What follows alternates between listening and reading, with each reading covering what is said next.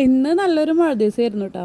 എന്താ ചെയ്യുക, കുറച്ച് മഴയൊക്കെ ഞാൻ കൊണ്ടുപോയി. ഇനിയിപ്പോൾ ബാക്കി കൊള്ളണ്ടാന്ന് വെച്ചിട്ട് നമ്മുടെ അമ്മമാരൊക്കെ പണ്ട് കെട്ടില്ലേ, ഒരു തോർത്തുമുണ്ട് കെട്ട്, അത് കെട്ടിയിട്ട് പുറത്തേക്ക് ഇറങ്ങാൻ നോക്കുമ്പോൾ മഴയ്ക്കൊരു കുറവില്ല. അപ്പോൾ കുറച്ച് നേരം മഴ നിന്ന് നോക്കി. എന്തായാലും ഇന്ന് മക്കളെ സ്കൂളിൽ പറഞ്ഞേക്കണില്ല കേട്ടോ. നല്ല ഇടിയും മിന്നലൊക്കെ ഉണ്ടായിരുന്നു കേട്ടോ. അപ്പോൾ പിന്നെ സമാധാനമല്ല സ്കൂളിൽ പറഞ്ഞേക്കാം. അപ്പോൾ അവരോട് പറഞ്ഞ് കിടന്ന് ഇറങ്ങിക്കോ, ഒന്ന് സ്കൂളിൽ പോകണ്ടെന്നൊക്കെ പറഞ്ഞ്. പിന്നിപ്പോൾ കട്ടൻ വെക്കണം. ഇനിയിപ്പോൾ സ്കൂളിൽ പോകണില്ല എന്ന് വെച്ചിട്ട് ഭക്ഷണത്തിൻ്റെ കാര്യങ്ങളൊന്നും മുടക്കി വരുത്താൻ പറ്റില്ലല്ലോ. അത് കറക്റ്റായിട്ട് അങ്ങനെ പോകണം കേട്ടോ. എന്തായാലും കട്ടൻ വെച്ചു. ഇനിയിപ്പോൾ പരിപാടികൾ തുടങ്ങണം. നൂൽപുട്ടാണ് ഉണ്ടാക്കാൻ വെച്ചിട്ടുള്ളത് കേട്ടോ. തലേ ദിവസം അടുപ്പും തുറക്കെ വൃത്തിയിലൊക്കെ തന്നെ കേട്ടോ ആക്കി വെക്കില്ലേ. പക്ഷേ നേരെ വെളുത്ത് കഴിഞ്ഞാൽ എനിക്കൊരു മനസ്സമാധാനം ഉണ്ടാവില്ല. അപ്പോൾ ഒന്നും കൂടിയൊക്കെ ഒന്ന് ഒതുക്കി പിറക്കി വെക്കേണ്ട. ഞാൻ വൃത്തിയാക്കണതിൻ്റെ ഇടയിൽ ചായ സെറ്റായിട്ടുണ്ട് കേട്ടോ. ഇനിയിപ്പോൾ എന്തായാലും ചായയിൽ നിന്ന് കുറച്ചെടുത്തിട്ട് ഫ്ലാസ്കിലേക്ക് ഒഴിച്ച് വെക്കേണ്ട.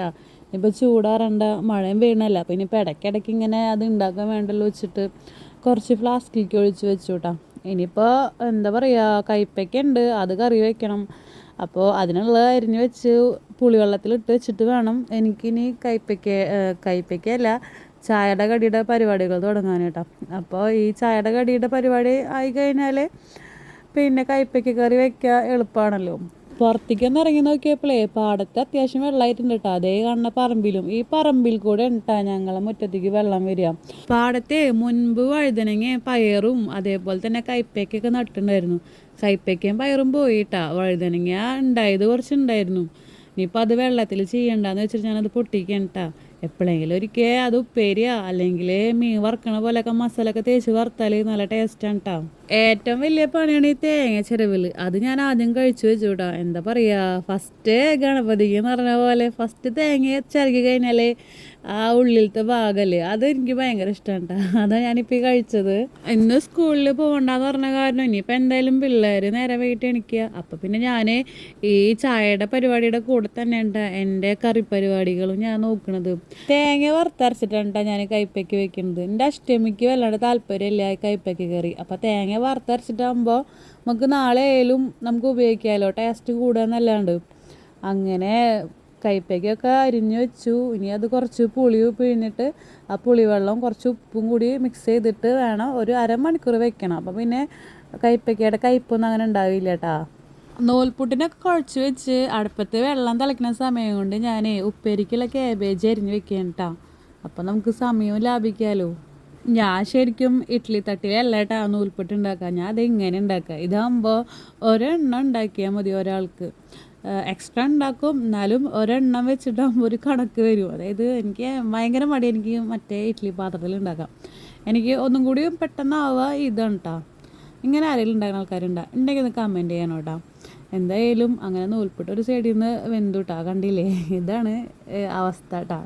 അടിപൊളി ടേസ്റ്റാണ് കേട്ടോ. അങ്ങനെയൊക്കെ നൂൽപുട്ടുണ്ടാക്കി കഴിഞ്ഞാൽ ഇതാകുമ്പോൾ ഒന്നിട്ടാൽ മതി. തേങ്ങാപ്പാലും പഞ്ചസാരൻ്റെ പൊന്നൊരു രക്ഷയില്ല കേട്ടോ. ശരിക്കും കറിയുടെ പരിപാടി കഴിഞ്ഞിട്ടാണ് ഞങ്ങൾ ചായ കുടിച്ചത്. ഞാൻ ആ നൂൽപുട്ടുണ്ടാക്കിയ ഇതിൽ ഞാൻ ആ കഴിക്കുന്ന നൂൽപുട്ടിൻ്റെ ഒരു വീഡിയോ അതിൽ ആഡ് ചെയ്ത് മാത്രമേ ഉള്ളൂ കേട്ടോ. അങ്ങനെ എൻ്റെ കയ്പ്പയ്ക്ക കറി ഏകദേശം സെറ്റായി വരുന്നു കേട്ടോ. അതായത് ഞാൻ കയ്പ്പയ്ക്ക കറി ഉണ്ടാക്കുമ്പോൾ കുറച്ച് മുളക് പൊടി ഇടുള്ളൂ കേട്ടോ. കയ്പ്പയ്ക്ക കറിയല്ല, മൊത്തത്തിൽ ഇവിടെ മക്കളുള്ള കാരണം അവർക്ക് വല്ലാണ്ട് എരിവ് അങ്ങോട്ട് കയറിയില്ല. അപ്പോൾ എരിവ് കുറച്ചിട്ട് ഞാൻ ഉണ്ടാക്കട്ടെ കറി.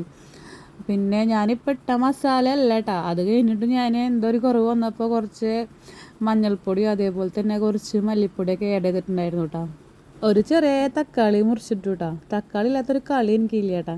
പിന്നെ ഉപ്പേരി ഉണ്ടാക്കണം. ഉപ്പേരി ഉണ്ടാക്കിയപ്പോൾ അഷ്ടമി വന്നിട്ട് എനിക്കിഷ്ടമല്ല അതെന്ന് പറഞ്ഞു. അപ്പോൾ എന്ത് പണി ചെയ്ത് അതിൽ കുറച്ച് മുട്ട ഒഴിച്ചിട്ട് അതൊരു ചിക്കി പോലെ നല്ല അടിപൊളി ടേസ്റ്റുള്ള ഒരു സംഭവമാക്കി മാറ്റിയിട്ടാണ്. കുറച്ച് ഗരം മസാല ഒക്കെ ഇട്ടിട്ട്. ഇതാണ് എൻ്റെ താമരക്കോളം കേട്ടോ. അതേ കണ്ടില്ലേ, വെള്ളമൊക്കെ ഇതുവരെ എത്തിയിട്ടാണ്, മുറ്റം വരെ എത്തിയിട്ടാണ്. അങ്ങനെ എൻ്റെ അലക്കലും കഴിഞ്ഞിട്ട് പിന്നെ കുറച്ചേരം റെസ്റ്റ് ചെയ്ത് ഇനിയിപ്പോൾ പരിപാടികളൊന്നുമില്ല. മക്കളുള്ള കാരണം ഇനി അവരായിട്ട് ഇങ്ങനെ അടിയും വീടിയൊക്കെ ഇങ്ങനെ ഇരിക്കണം. അത് കഴിഞ്ഞിട്ട് വൈകുന്നേരം കുന്നംകുളം വരെ പോകാനുണ്ട്. മഴയൊക്കെ മാറിയിട്ടാ, ചെറുതായിട്ടൊക്കെ വെയിൽ വന്ന്. എല്ലാവരും എന്നെ സപ്പോർട്ട് ചെയ്യണം കേട്ടോ. എൻ്റെ ചാനൽ സബ്സ്ക്രൈബ് ചെയ്യാത്ത ആൾക്കാർ സബ്സ്ക്രൈബ് ചെയ്ത് സഹായിക്കണം കേട്ടോ. താങ്ക്